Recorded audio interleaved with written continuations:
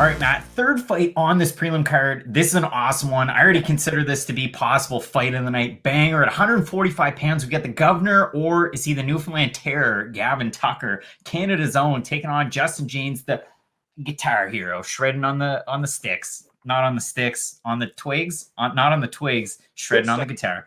All right.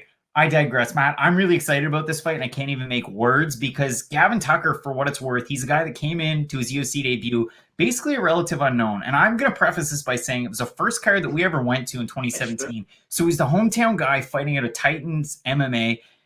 I mean, the wins that he had on his record, you didn't really understand how, A, he was getting the shot, but B, fighting a guy like Sam Cecilia, a known vet and a known commodity. And all of a sudden he comes out and he looks like Dominic Cruz. Like, he looked amazing on the feet. He was stunting on him. It was like Cody Garbrandt 2.0 or 1.0, depending on how you want to look at it. But he looked amazing in that fight. So then you expected big things out of him. And then in his second fight against Rick Glenn, he got the absolute snot beat out of him. And I say that because he withstood a lot of injuries. And I'll go down through his record as we continue on.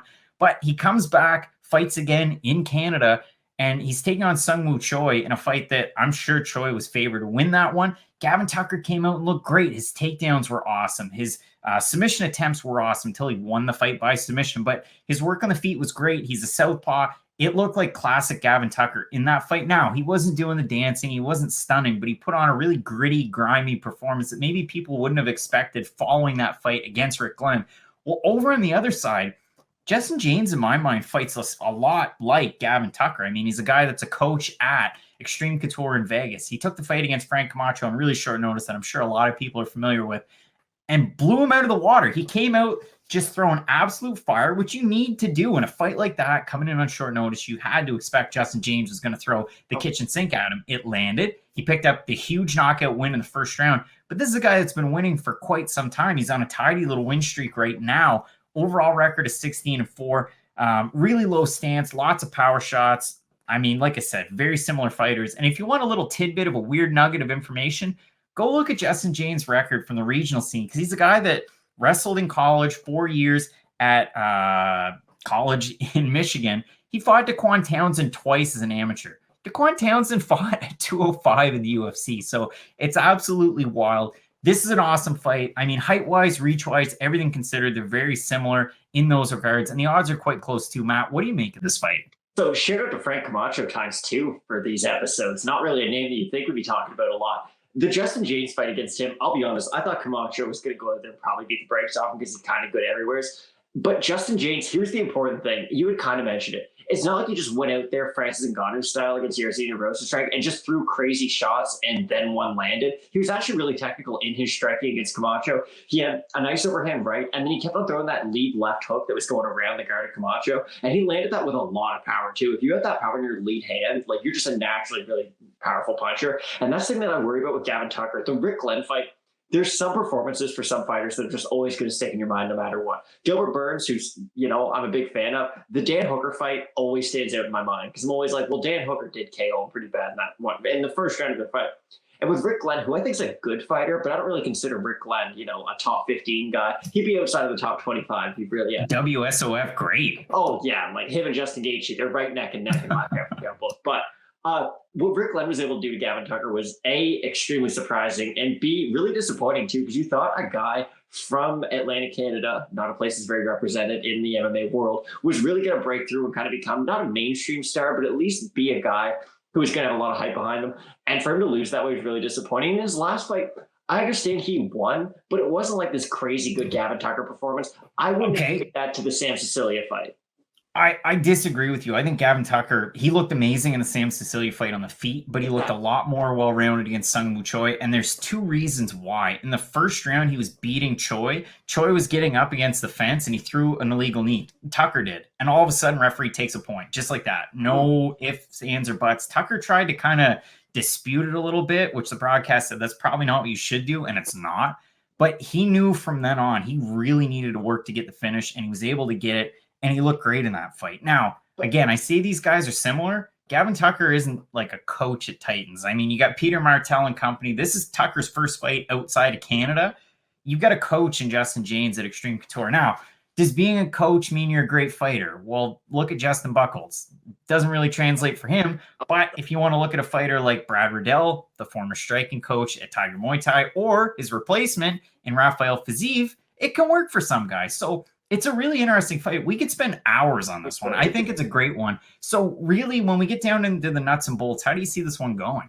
So it's going to come down to the volume and the speed of Tucker or the power of James. Now, here's the thing. With James, you don't really see if that power is going to last past that second round and then keep on going. Because Gavin Tucker, if you're not able to really damage him in those first couple of rounds, his gas tank's going to be good for all three. And he's able to throw a really high volume for all 3 rounds. The only issue I have is he's a pretty hittable fighter, and he showed that in all of his fights. Even the Sam Cecilia fight, I know he was clowning and I know he was dancing, but when Sam Cecilia actually put together combinations and didn't just try to throw, one-hit quitters and just put him out immediately, he was starting to get to Tucker in some points. And I think with Justin James, he fights fairly similar to Sam Cecilia, but not only that, he just KO'd a welterweight. Like, Frank Camacho's a welterweight. He's a lightweight. They met in the middle. Frank Camacho missed weight for that fight, and he was still able to KO him in under a minute. That means you have real power in your hands, and that's something that's always going to concern me for Gavin Tucker. Is just, how good is his chin in the UFC? Because when he does get hit clean, there's normally a big reaction to it. Even if he doesn't go down, there's normally you kind of see it on his face. It's like, okay, he kind of waits for a second and then he moves again. And that's something that really concerns me. So I'm going to pick Justin James in this one. But I agree with you. It's probably going to be at least a contender for fight of the night. And you talked about it too. You look at Gilbert Burns, you look at Dan Hooker. That's one of those names. We talked about that when Dan Hooker took on Dustin Poirier. He's one of those guys that when he gets hit, it's kind of like, oh, geez, there's a fight going on. Oh, this can't happen. Yeah, you do see that. And it's a really tough one for me to try and predict. This is where it gets kind of squirrely and funky fresh. You look at Tucker, he's a minus 160 favorite. You look at Justin James plus 130 underdog, but those odds have changed dramatically since they opened. Tucker opened oddly as a minus 220 favorite. James at plus 185. So those odds are closing in on James right now. If you look over on Tapology to 647 votes, 74% going with James, 72% by knockout. Now, there's a huge amount of recency bias in all of that. I really do think so. And this is kind of how I see it going. Gavin Tucker, again, in that Sungwoo Choi fight, he was good off the back foot. He was good moving away. He was able to pepper in some nice shots. If he can land a nice jab with the right hand and counter with that left hook, I think he's going to have success. Now, James, when he came out in that fight against Frank Camacho, again, it was fire and fury. It's what you expected. And you brought it up, too. Frank Camacho missed weight. He's a guy that's fought at 70. He's had success at 55, but he weighed in at 158. Didn't look good. Definitely didn't look good inside of the cage. I mean, you have to wonder, are we going to see more Frank Camacho in the UFC? And Justin James is the hot commodity. Now, it's really interesting because, again, you look at James, 30 years old, almost 31. Gavin Tucker just turned 34 in the last couple of months. So it's kind of weird for a guy in featherweight just starting his career, 12 pro fights, and he's already 34 years old. I really do think that Gavin Tucker, if he's able to really bring everything into this fight, he should be able to get the win. Again, there is that submission ability. And when he goes for them, he's really aggressive trying to go for it. You see a lot of guys wait. He's at least willing to take those chances. Justin James, great wrestler, really good striking. Listen, you can flip a coin on this one. I don't think anybody's wrong if you're picking one or the other until after the fight happens. I'm going to side with the Atlantic Canadian. You can call me biased, but I think I laid out a pretty good case. Matt, what do you think about this one? It breaks my heart not going for the Atlantic Canadian. It's just, I think James is a good enough wrestler to at least keep Tucker off him, because Gavin Tucker reminds me a little bit of Roy McDonald, just in this capacity. Didn't grow up as a wrestler, kind of became one through MMA training. And he's not a bad wrestler by any means, but a lot of guys who do have that collegiate wrestling background are going to be able to stuff his takedowns. And I think after time, Gavin Tucker will be able to pepper some shots in there, but Justin James' power is going to get to him eventually. So I think he's going to win a decision, but I do think this could be a very entertaining one. Matt, we're differing on our picks. I'm going to go with Gavin Tucker. You're going to go with Guitar Hero Justin James. Really looking forward to this fight and the entire card. You're not going to want to miss the rest of our predictions, including an extended look at Derek Lewis taking on Alexei Oleinik in our main event. Keep it locked in with Fight Night Picks, Matt. As we always say, let's get into it.